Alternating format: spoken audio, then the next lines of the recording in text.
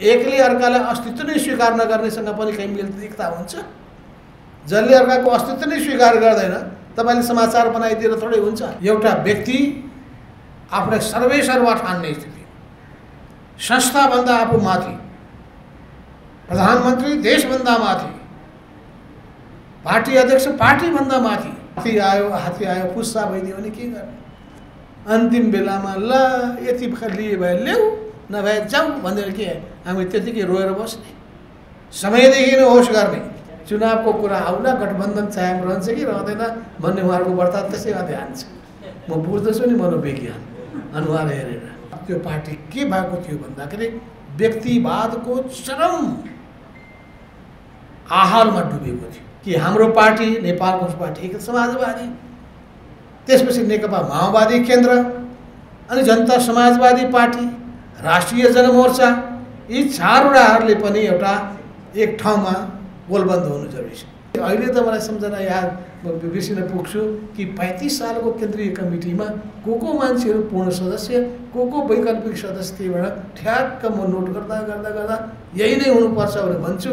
इतिहासका धेरै घटनाक्रमहरू हामी बिर्सिँदै जान्छौँ, सम्झना हुँदो रहेनछ र त्यो सम्झना नभएपछि त्यो मानिस सँगसँगै हराएर जान्छ। त्यसो हुनाले संस्मरण लेख्ने कुरामा, व्यक्तिको जीवनीहरू लेख्ने र प्रकाशित गर्ने कुरामा हामीले जोड दिनुपर्दछ। कतिपय घटनाक्रमहरू त्यो व्यक्तिलाई मात्रै थाहा हुन्छ, उसको अनुभूतिमा मात्रै त्यो आउन सक्दछ, या कुनै एउटा व्यक्ति दुईटा व्यक्तिको बीचमा मात्रै सीमित हुन सक्दछ। अत्यन्तै महत्त्वपूर्ण घटनाक्रमहरू पनि ती सबैलाई पनि हामीले समेट्न सक्यौँ भने घटनाक्रमहरू कसरी गर्दछन्, इतिहासका चक्रहरू कसरी अगाडि बढ्ने गर्दछन्, यो सबैको अलि मसिनो गरी हामीले अध्ययन गर्न सक्छौँ र त्यसपछि जानकारी राख्न सक्दछौँ।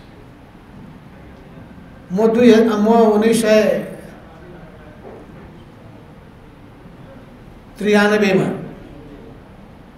1993 को 50 सालमा होला या 51 साल उत्तर कोरिया गएको थिएँ। जाँदाखेरि किम इल सुङसँग कुराकानी भयो। किम इल सुङको 4वटा संस्मरणात्मक किताब थिए, विथ द सेन्चुरी पार्ट 1, 2, 3, 4 र मैले त्यो सबै पढेको थिएँ र उहाँलाई मैले सोधेँ, भने इतिहासकै सबै कुराहरू तपाईँलाई कसरी याद भयो? अनि उहाँले भन्नुभयो कहाँ याद हुन्थ्यो, कतिपय प्रसङ्गहरू त म आफै पनि बिर्सिन थालेँ। अनि के तरिका अपनाउनु भयो भनेर सोधेँ। उहाँले भन्नुभयो म एउटा हलमा इतिहासको बारेमा म बस्दथेँ, मेरो समकालीन व्यक्तिहरू त्यो घटनाक्रमसँग जोडिएका व्यक्तिहरूलाई बोलाउने गर्दथे र अर्को साइडमा केही पत्रकारहरू र इतिहासकारहरूलाई राख्ने गर्दथे। अन्ती इतिहासकारहरूले पनि घटनाक्रमहरूको बारेमा प्रश्न उठाउने गर्दथे। प्रश्न उठाइसकेपछि सम्झेको म भन्थे, अनि थपहरू कसैले पनि के एउटा जोड्नु पर्यो भने यो भएको थियो, यो भएको थियो, यो भएको थियो भनेर अरूहरूले थप्दै गइसकेपछि बल्ल विषयवस्तुहरूले पनि पूर्णता प्राप्त गर्ने गर्दथे। कति धेरै महत्त्व दिनुभएको थियो किम इल सुङले भन्ने कुराबाट मैले बुझेँ कि यो समयमा इतिहासका ती सबै सन्दर्भ र प्रसङ्गहरू समेट्न सकियो भने त्यो त्यत्तिकै हराएर जाने थिएन। मैले सुरुदेखि नै पनि कमल मनमोहन अधिकारीलाई, तुलसीलाल अमात्यलाई र अरू विभिन्न नेताहरूलाई, कृष्णराज वर्माजीलाई पनि मैले भनेको छु, विष्णुबहादुर महानन्दलाई पनि मैले भनेको छु। ती पुराना पिँढीका नेताहरूलाई मैले प्रत्येकलाई के भने कि तपाईँ आफै नोट गर्नुहोस्, लेख्नुहोस् या नोट बनाउनुहोस्, अरूलाई बोलाएर लेख्न लगाउनुहोस् या रेकर्ड बनाउनुहोस्, रेकर्ड सबै गर्दै गर्नुहोस्।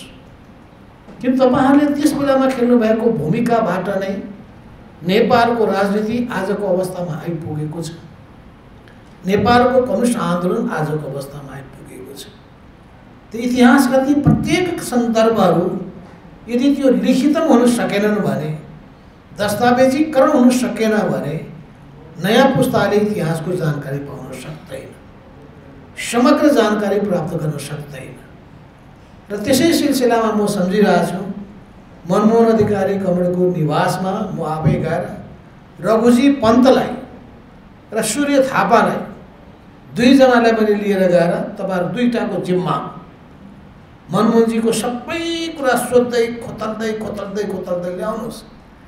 चाहे 2006 सालमा कम्युनिस्ट पार्टीको स्थापना भएको बेलामा उहाँको भूमिका कस्तो रहेको थियो, या त्यसपछि पुष्पलाल महासचिव हुँदाहुँदै अनि उहाँलाई हटाएर फेरि पुष्पलाल महासचिव कसरी हुन पुग्नु भएको थियो। यही सिलसिलामा शैलेन्द्र कुमार उपाध्यायलाई पनि भनेको थिएँ, लेख्नुहोस् है, किन तपाईँसँग जोडिएका कुराहरू तपाईँ सँगसँगै जान्छ।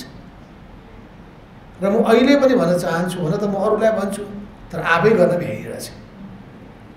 हुँदा मसँग कतिपय पत्रकार साथीहरू बस्छन्, एक दिन त दिनुहोस् न कमसेकम, अब मेरो टुङ्ग्याउँछु है भन्यो, एक दिनै निकाल्न सकिँदैन। अहिले पनि यसरी भन्छु, मैले बिहानदेखि बेलुकासम्म बिहान एक रात एक दिनभरिको समय दिनुभयो भने बाँकी प्रसङ्गहरू पनि मैले हेरिसकेपछि मलाई लागेका कुराहरू सोध्ने थिएँ भने ल मिलाउँछु भन्यो।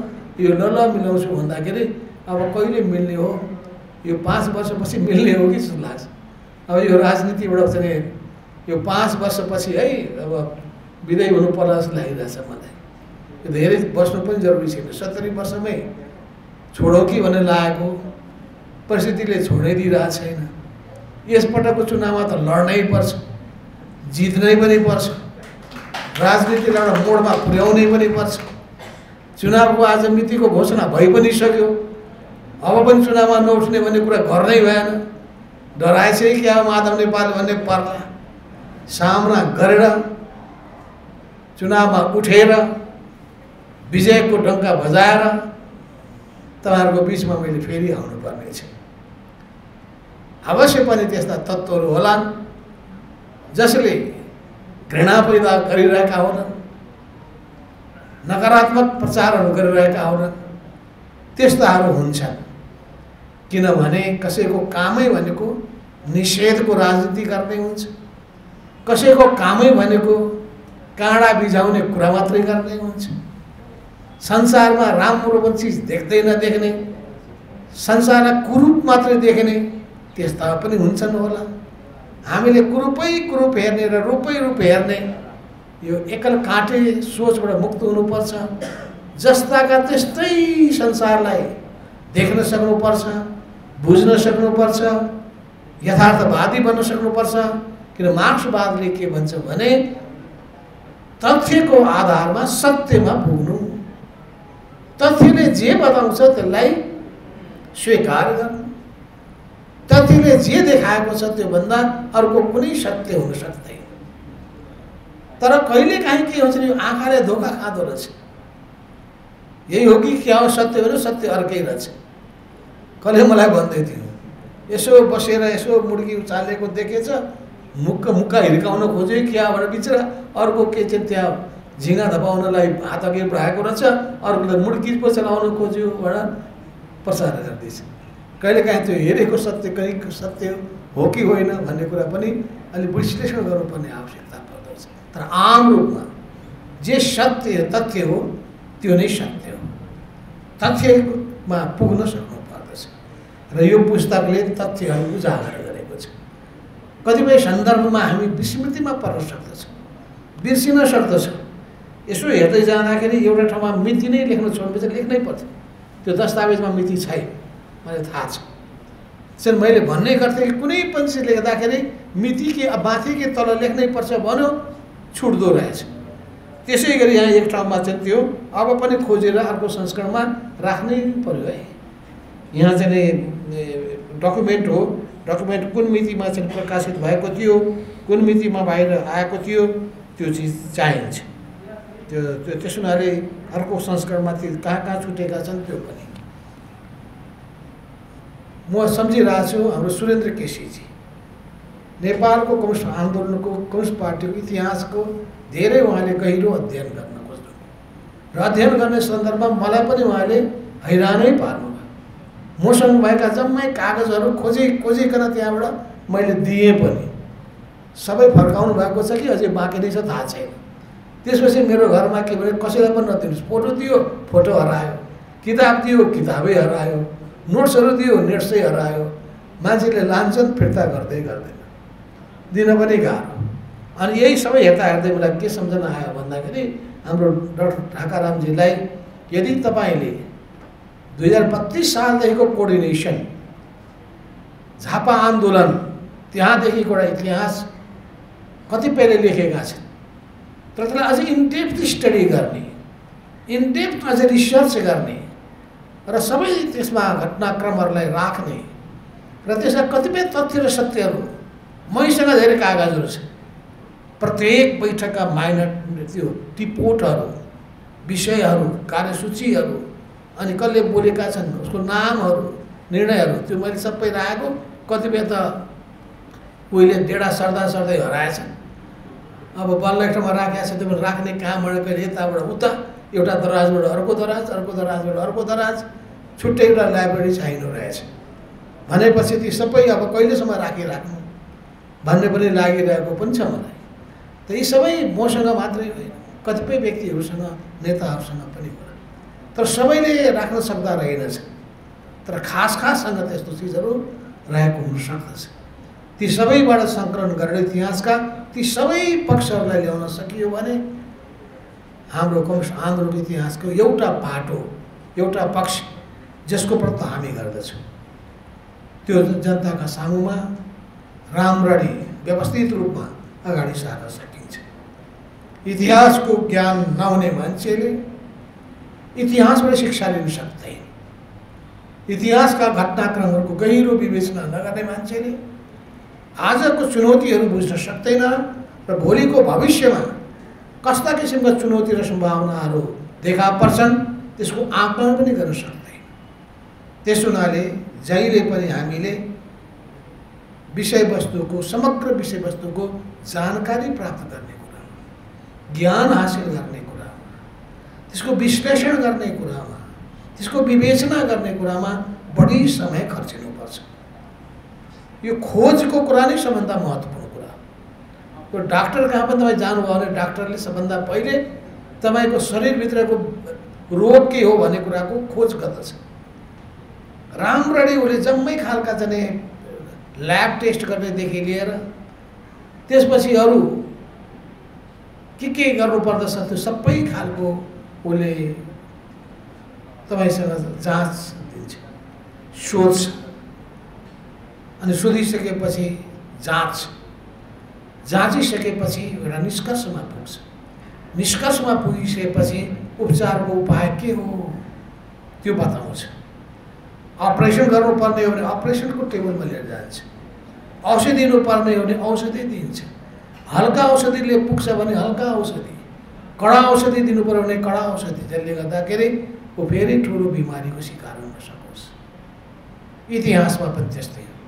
इतिहासको बिमारी मान्छेलाई ठिक ढङ्गले पहिचान गर्न सक्यो भने भविष्यमा धोका खाइँदैन। राम्रो ढङ्गले सबै गर्न सकिएन भने धोका खानु बाहेक अरू केही पनि हुँदैन। त्यस हुनाले हामीले समय समयमा धोका खाँदै आएका छौँ, किनभने हामीले गहिरो विवेचना गरेनौँ, मान्छेहरूको समग्र पक्षको बारेमा विश्लेषण गरेनौँ। मानिसहरू थरीका हुन्छन् र अहिलेको त राजनीतिमा म भन्ने प्रवृत्ति व्याप्त भएको छ। आफूलाई केन्द्रबिन्दुमा राख्ने, राजनीतिलाई व्यवसायको रूपमा लिने, फाइदाको निम्ति चल्ने, आफूले पाएको छ भने अनि जय जयकार गर्ने, अलिकता कम भएको छ भने अनि निन्दा सुरु गर्ने, अनि त्यो कुनै निष्ठा रहँदैन, सिद्धान्तप्रतिको निष्ठा छैन, आदर्शप्रतिको निष्ठा छैन। र यस्तो खालको जुन अहिले निष्ठाको राजनीतिमा क्षयीकरण भएको छ, त्याग तपस्या बलिदानको भावनामा क्षयीकरण भएको छ। त्यसो हुनाले वास्तवमा देशलाई अघि बढाउने हो भने देशभक्तिको भावना यो पहिलो चिज हुन्छ। जनताको निम्ति राजनीति गर्न खोजेको हो भने जनसेवाको भावना अर्को महत्त्वपूर्ण कुरा हुन्छ र जनसेवाको भावना अघि बढाउने कुराको सन्दर्भमा के काम गर्दाखेरि जनताको पीडासँग वास्तवमा मिसिन सकिन्छ, जनताको पीडा र वेदनालाई बुझ्न सकिन्छ, त्यसमा मलहम लगाउन सकिन्छ, जनताको सुखमा रमाउने, जनताको दुःखमा दुःख व्यक्त गर्ने। मान्छेलाई चाहिने अरू केही पनि होइन, मान्छेलाई पैसाले किनेर पनि पार लाग्दैन, मान्छेलाई भावनाले प्रभाव पार्ने हो। त्यो भावना भनेको सङ्कटमा परेको मान्छेको, त्यो पीडामा परेको मान्छेको त्यो सङ्कट र पीडामा तपाईँले साथ दिने कुरा, शब्द दिने कुरा हो। यी सबै कुराहरूको सन्दर्भमा सङ्गठन निर्माणका कुरादेखि लिएर आन्दोलन उठानसम्मका कुराहरू, यी सबै चिजहरूको बारेमा व्यवस्थित श्रृङ्खलाबद्ध सबै घटनाक्रमहरू उल्लेख हुनुपर्दछ। यहाँ मैले हेर्दै मेरो पनि कतिपय कुराहरू यो मिति हो कि त्यो मिति हो कि लागिरहेको थियो। यहाँ हेरेपछि ठ्याक्कै मिति मिलेछ, किनभने पुस 5 गतेको दिनमा प्रदेश सभा भङ्ग भयो। भङ्ग भइसकेपछि के भयो त? 5 गतेको दिनमा के भयो? त्यही 5 गतेको दिनमा बालुवाटारमा बैठक बसिरहेको थियो पार्टीको, सचिवालय भवनमा बैठक बसिरहेको छ। अनि त्यसपछि त्यही बेलामा बैठक बसिरहेकै बेलामा ठ्याक्कै निवासबाट प्रदेश सभा भङ्ग गर्ने राष्ट्रपति कहाँ चिठी पठाइएको छ। एकै दिन हामी बसिरहेका छौँ, बैठक बसिरहेका छौँ, कुरिरहेका छौँ, अब बैठक सुरु होला भने ठानिरहेका छौँ। ठ्याक्क त्यो बेलामा बैठक अब विघटन भयो भने आएपछि त्यही बैठकको यहाँ तिथिमिति सहित यहाँ मैले हेरेँ कि ठ्याक्कै पुस 5 गतेको दिनमा त्यही बालुवाटारमा बसेको बैठकबाट यहाँ लेखिएको तपाईँले पाउनुहुन्छ। तपाईँ यहाँ पाउनुहुन्छ कि कसरी त्यहाँ बसेको बैठकले विघटन गरेको निर्णयको निन्दा गर्यो, निन्दा गरेर त्यसपछि चाहिँ प्रस्ताव पास गर्यो। भनेपछि अन्तिम समयसम्म हाम्रो कोसिस कतिसम्म भएको थियो भन्ने कुरा हामी हेर्न सक्दछौँ। पुस 7 गतेमा तुरुन्तै बैठक बोलाइयो, उता पनि बैठक 7 गते पनि बैठक बोलाइयो।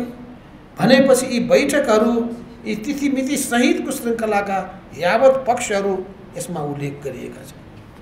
त्यसो हुनाले पनि मैले यहाँ भन्न खोजेको यी पुस 5 गते परिशिष्ट 20 मा छ बालुवाटारमा बसेको नेकपा स्थायी कमिटीको बैठकको निर्णय र उपस्थितिमा 1 नम्बरमा केपी शर्मा ओली अध्यक्ष, हस्ताक्षर छैन। अनि त्यही बेलामा त्यहाँ के भन्छन् अरू व्यक्तिहरूको हस्ताक्षर छैन। अनि त्यहाँ जो उपस्थित को थिएनन् ठ्याक्कै हेर्नु थाहा भइरहेको छ।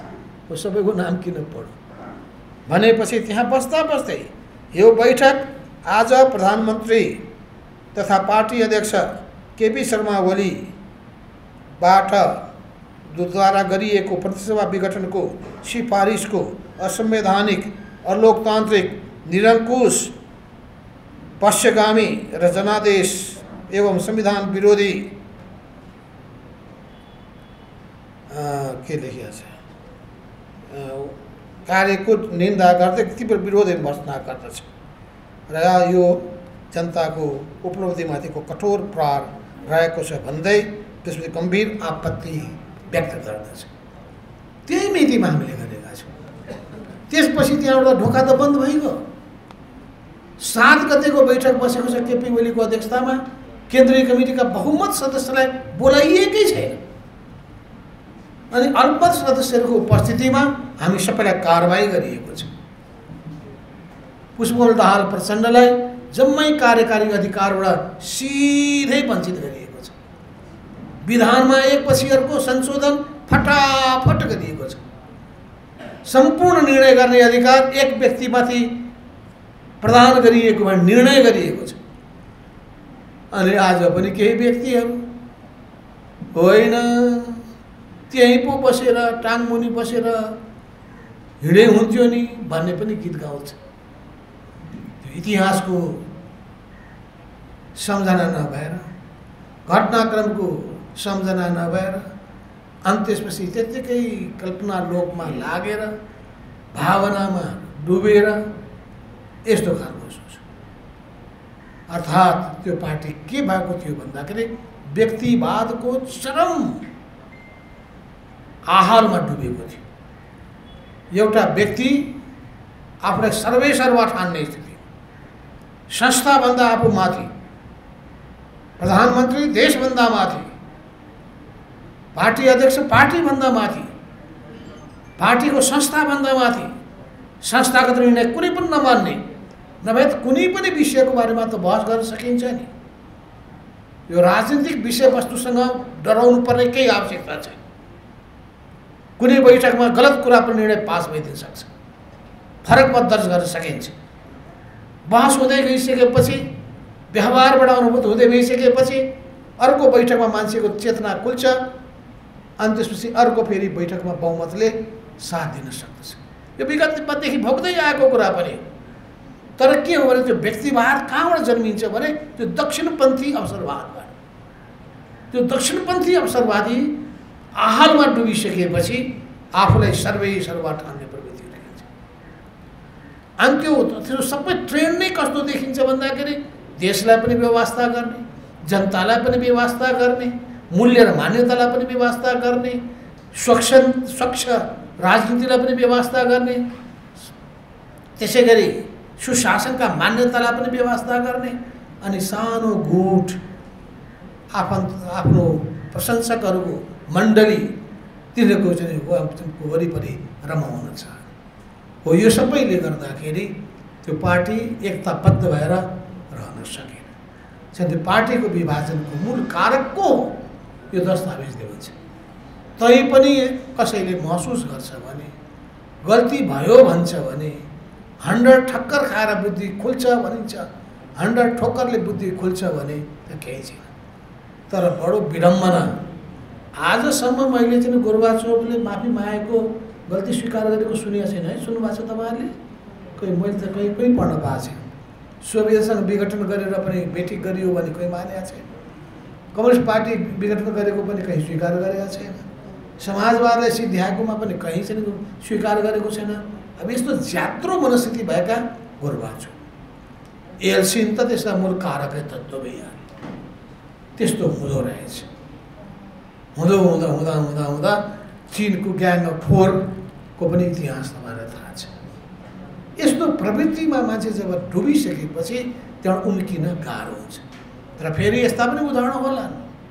गल्तीलाई महसुस गरेर, पश्चाताप गरेर नयाँ अध्याय सुरु गर्न चाहने त्यस्तो पनि हुन्छ होला, त्यस्तो पनि छ होला। तपाईँ इतिहासकारहरू यो सबै खोज्नुभयो भने नतमस्तक भएर त्यो कुरालाई म पनि स्वीकार गर्नेछु कि अवश्य पनि राम्रा मान्छेहरू पनि छन्, कमी कमजोरी सहित मान्छेहरू पनि छन्, कमजोरीबाटलाई स्वीकार गर्नेहरू पनि हुन्छन्, कमजोरीलाई नै आफ्नो सफलताको रूपमा, आफ्नो सशक्तताको रूपमा ठान्नेहरू पनि हुन्छन्।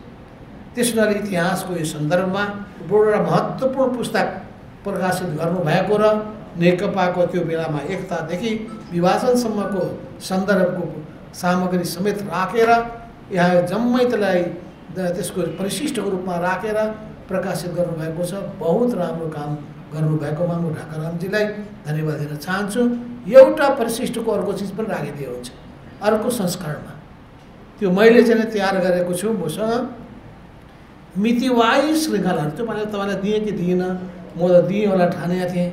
मितिवाइज श्रृङ्खलाबद्ध सबै, अर्थात् 2071 सालमा भएको महाधिवेशन हो, ठ्याक्क त्यहाँबाट आइसकेको विवादका खासका सन्दर्भका मिति, अनि 74 सालमा पार्टी चाहिँ चुनावी एकताको निम्ति गरिएका प्रयत्नहरू, ठ्याक्क त्यसपछि एकता संयोजन समिति, अनि त्यो बेलामा भएको गोप्य सहमतिको कागज, अनि 75 को जेठ 2 गते भएको पार्टी एकताको घोषणा, राष्ट्रिय सभागृहमा गरिएको घोषणा, अनि त्यसपछिका तिथि वाइज घटनाहरूको अरू लामो होइन, मिति मात्रै, यो मितिमा यो, यो मितिमा यो, ठ्याक्क यो पाना हेऱ्यो भने इतिहासको सबै झलक त्यसले पनि दिन सक्छ। अन्तिम परिशिष्टमा त्यो राखिदियो भने अर्को अङ्कमा राख्नु भने 452 56 छँदैछ, धेरै भयो भने 500 पेज पुग्ला, फरक केही पर्दैन। त्यहाँ सिङ्गै पढ्नेले सिङ्गै दस्तावेज पढ्छ, हतार हुनेले तिथिमिति हेरेर घटनाहरू चट याद गरेर अनि बहस विवादहरू गर्न सक्दछ। त्यसो हुनाले चाहिँ अब यो पुस्तक जे भने राम्रो छ र अरू पनि यस्तै पुराना पुस्तकको सन्दर्भमा मैले भने झापा हानुका योद्धाहरू पनि एकपछि अर्को बिदा हुँदैछ नै, ख्याल गर्नुहोस्। बुढो हुँदै गइसकेपछि मान्छे त बितिहाल्छ नि। मोहनचन्द्रजी पनि जिउँदै हुनुहुन्छ, त्यसो हुनाले ख्याल गरिहाल्नुहोस्। राधाकृष्ण मैनाली अझै पनि हुनुहुन्छ, उहाँहरू पुराना योद्धाहरू मध्येको हुनुहुन्छ। त्यो मुकुन्द निर्वाणी पनि हुनुहुन्छ, ख्याल गर्नुहोस्। यी जम्मै चिजहरूलाई समेटिएको छ कि छैन हाम्रो सुरेन्द्र केसीजीले लेख्नुभएको किताबमा कति समेटिएको छ। योभन्दा पहिले नेकपा को बारेमा लेख्नुभएको जुन छ विकासक्रम भन्ने सन्दर्भमा सम्बन्धित सरकार नेतृत्वमा बढ्ता ध्यान त्यहाँ गएको छ। तर त्यो सबै भयो भने एउटा ऐतिहासिक घटनाक्रम झापा सङ्घर्ष। तर झापा सङ्घर्षलाई याद गर्दाखेरि नबिर्सिनु होला फेरि मोरङको सङ्घर्ष फेरि, किन मोरङ सङ्घर्षको म हुँ अहिलेको आधिकारिक व्यक्ति। त्यसो हुनाले मोरङ र झापा यो दुईटाले मिलेर त्यसपछि नयाँ अभियान सुरु गरेका हुन्। नयाँ अभियान सुरु गर्ने सन्दर्भमा झापाको आफ्नो एउटा सिलसिला छ, मोरङको आफ्नो सिलसिला छ। झापा चाहिँ नक्सलसँग बढ्ता जोडियो, अर्थात् पश्चिम बङ्गालसँग, र मोरङ बढ्ता बिहारसँग जोडियो। बिहारको उता कानु सन्यालसँग, सरोज दत्तसँग, आदि इत्यादिसँग, यतापट्टि विनोद मिश्रहरूसँगले बढ्ता जोडियो। यी सबै इतिहासका श्रृङ्खलाहरू जोडियो भने अनि बल्ल इतिहासका ती सबै सम्झनाहरू एउटै डकुमेन्टमा दस्तावेजमा आउँछ। कसरी आएका थिए त्यो बेलामा भारतका ती कम्युनिस्ट पार्टीका नेताहरू, कसरी त्यो बेलामा सम्पर्क मैले नै गराइदिएका थिएँ उनीहरूलाई चिनको पार्टीसँग सम्बन्ध। चिनिया नेताहरूलाई पनि याद छ छैन, मलाई याद छ। चिन जाने भनेको नेपालकै बाटो भनेर चिन पाइएको थियो त्यो बेलामा। भनेपछि त्यो इतिहासका ती सबै सन्दर्भ र श्रृङ्खलाहरू कहिलेकाहीँ आफै बिर्सिन्छ। हो र मैले गरेका थिएँ र मै थिएँ त्यहाँ भन्नुपर्ने स्थिति पनि छ। अहिलेसम्म त यो उमेरमा ठिकै छ, 10 वर्षपछि सोध्नु परिस्थिति बन्ला मै थिएँ त्यहाँ भन्नुपर्ने स्थिति पनि आउला। दिमाग दुरुस्तै भयो भने त ठिकै छ, नभए मान्छे विस्मृतिमा पनि पर्दा रहेछन्। घटनाक्रमहरू बिर्सिनु पनि सकिन्छ। मान्छे अहिले त मलाई सम्झना याद बिर्सिन पुग्छु कि 35 सालको केन्द्रीय कमिटीमा को मान्छेहरू पूर्ण सदस्य, को वैकल्पिक सदस्य थिए भनेर ठ्याक्क म नोट गर्दा गर्दा गर्दा यही नै हुनुपर्छ भनेर भन्छु। त्यसै गरी 35 सालको साउन महिनामा भएको कोकेको 5औं सम्मेलन, तेस्रो सम्मेलनमा को थिए उपस्थित, प्रतिनिधिको सङ्ख्या कति थियो, जम्मा पार्टी सदस्यको सङ्ख्या कति थियो, कति सदस्यहरूबाट हामीले पार्टीलाई अघि बढाइरहेका थियौँ। यी सबै घटनाक्रमहरू पनि वास्तवमा हामी जिउँदै हुँदा दिमागमा ती कुराहरू घटनाहरू दिमागमा ताजै हुँदा ठ्याक्क तपाईँहरूले रेकर्ड गर्नुभयो भने, दस्तावेजीकरण गर्नुभयो भने त्यो धेरै इतिहासको निम्ति पछिको निम्ति काम लाग्छन्। र यस सन्दर्भमा पनि यो सिलसिला अगाडि बढोस्, तपाईँको यो लेखनी निरन्तरता पाओस्। तपाईँको लेखनी मात्रै होइन, फेरि उहाँलाई मात्रै भन्नुभयो भने तपाईँहरूलाई पर्ला। एक से एक तपाईँहरू इतिहासकार हुनुहुन्छ, लेखकहरू हुनुहुन्छ। यस्ता पुस्तक लेख्ने कुरामा अनुसन्धान गर्ने कुराका अनुसन्धानकर्ताहरू हुनुहुन्छ। ती अध्ययन गर्ने, खोज गर्ने, अनुसन्धान गर्ने कामको निम्ति तपाईँहरू सबै अगाडि बढ्नुहोस्। नयाँ पुस्ता झन् अगाडि बढोस्। पुराना पुस्तालाई मात्रै होइन, नयाँ पुस्तालाई पनि हामीले अघि बढ्नलाई दिनुपर्दछ। उहाँको उमेर कति हो भने हेर्न खोज्दै थिएँ मैले ढाकारामजीको। यसो हेर्दाखेरि भर्खरकै युवा लाग्नुहुन्छ भनेपछि तपाईँभन्दा पनि युवाहरू अब देखा पर्न थालिसकेका छन्। एक से एक खुबी भएका, प्रतिभा भएका व्यक्तिहरू पनि म देखिरहेको छु, जसले विभिन्न विषयमा राम्रो राम्रो अङ्क ल्याएर अझै खोज अनुसन्धान गरेर राम्रो कृति कायम गर्नुभएको छ। अन्तमा म भन्न चाहन्छु, चुनाव अब आयो, आजै मिति घोषणा भयो। उहाँहरूको त्यो टेलिभिजन, उहाँहरू पत्रकार किन बस्नुहुन्छ थाहा छ? यो किताबको निम्ति कम, चुनावको कुरा आउला गठबन्धन कायम रहन्छ कि रहँदैन भन्ने उहाँहरूको वार्ता त्यसैमा ध्यान छ। म बुझ्दछु नि मनोविज्ञान अनुहार हेरेर। अनि त्यसो भएको हुनाले गठबन्धन कायम रहन्छ र पहिलो समाचार बनाइदिए हुन्छ र हामी भोलि गठबन्धन रहन्छ भनेर घोषणा गर्न गइरहेछ त्यो पनि बनाइदिए हुन्छ र गठबन्धन दलहरू मिलेर नै चुनावमा जानेछ। तर सँगसँगै म भन्छु है नेपाल कम्युनिस्ट पार्टी एकीकृत समाजवादीका साथीहरूलाई हामी अब अर्को मोर्चा पनि बनाउन गइरहेका छौँ। थर्ड पोल जसलाई भन्छ तेस्रो शक्ति र तेस्रो शक्तिमा चाहिँ हामी चाहनेछौँ कि हाम्रो पार्टी नेपाल कम्युनिस्ट पार्टी एकीकृत समाजवादी, त्यसपछि नेकपा माओवादी केन्द्र अनि जनता समाजवादी पार्टी, राष्ट्रिय जनमोर्चा, यी चारवटाहरूले पनि एउटा एक ठाउँमा गोलबन्द हुनु जरुरी छ। किनभने नेपाली कङ्ग्रेसलाई पनि के परेको हुनसक्दछ भन्दाखेरि होइन हामी नै सबै थोक हौँ भन्ने पनि परेको हुनसक्दछ। अनि यतातिर त एउटालाई त परेकै छ, मै हुँ सबै सर्वे सर्वा भन्ने, यो सर्वे सर्वा मै हुँ भन्ने कुराले बिगारेको छ। चाहिँ हामी पनि केही हौँ भन्नुपर्ने समय आएको छ। यस्तो अवस्थामा अर्को चुनावी मोर्चा बनाउनु पर्ने, अझै वामहरू शक्तिहरू मिलेर जानुपर्ने। अब स्वाभाविक रूपमा को वाम शक्ति मिल्ने, एकले अर्कालाई अस्तित्व नै स्वीकार नगर्नेसँग पनि कहीँ मिल्दीकता हुन्छ। जसले अर्काको अस्तित्व नै स्वीकार गर्दैन तपाईँले समाचार बनाइदिएर थोरै हुन्छ फलाना फलाना पार्टी मिल्छन्। जसले एकअर्काको अस्तित्व स्वीकार गर्दैन के अर्थ भयो? त्यहाँ जुन बाटो जुन गाउँ जानै छैन त्यो गाउँको बाटै नसोध्नु भने यत्तिकै भनेको भयो। त्यसो हुनाले हाम्रो जुन हो अब अगाडि बढ्ने कुराको सन्दर्भमा विचार मिल्नेहरू, धारणा मिल्नेहरू, भावना मिल्नेहरू, मन मिल्नेहरू मिलेर अगाडि बढ्ने। यस सन्दर्भमा अब चुनावी अब नयाँ अभियान सुरु हुनेछ।